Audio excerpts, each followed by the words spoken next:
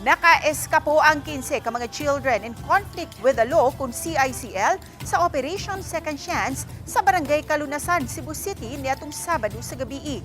Na-rescue ra usab ang tanang 15 ka mga CICL nga miikyas. Nang report ni Fem Ridumabo. Dinhin ining giguba nga bentilasyon sa kaduhang andana sa Operation Second Chance Rehab Center. Niikyas ang 15 ka mga children in conflict with the law o CICL aron makagawa sa center. Dayon miambak sila sa gibaba ng 12 feet nga gihabugon sa simentadong paril. Nahitabo ang pag-ikyas pasado alas 8 nitong Sabado sa gabi, April 11. Mato di Konsehal Dave Tumulak, chairman sa Committee on Cebu City Disaster Risk Reduction and Management, nga nahitabo kini human sa panihapon. Usa ka greyhound operation ang gihimo sa mga social worker. Diin tulo ka mga cellphones ang nasakmit. Dinhi na matod pa nagpaygay og noise barrage ang pipila sa kapin sa 80 ka mga CICL. Samtang nabisi ang mga social worker sa pagpakalma sa mga CICL. Ang 15 ka mga CICL daling nihimo sa ilang plano sa pag-ikyas.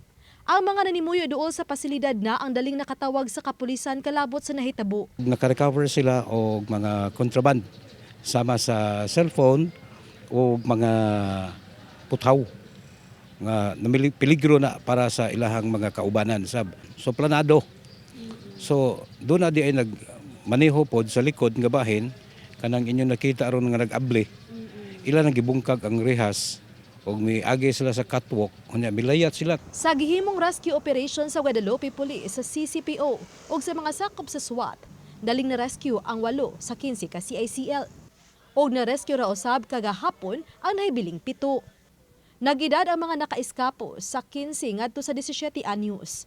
Padayon pa ang pakisusi sa otoridad nganong adunay nakalusot nga tulo ka mga cellphones ug ang gihimo nga plano sa pag-iskapo.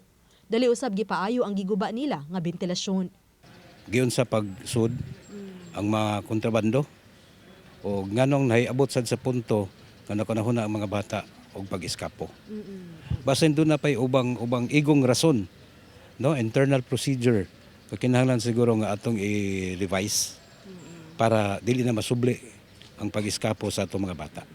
Oban ni Cleofer Lumayag ug Rod Prado, Fem Ridumabo. Balitang Bisdak.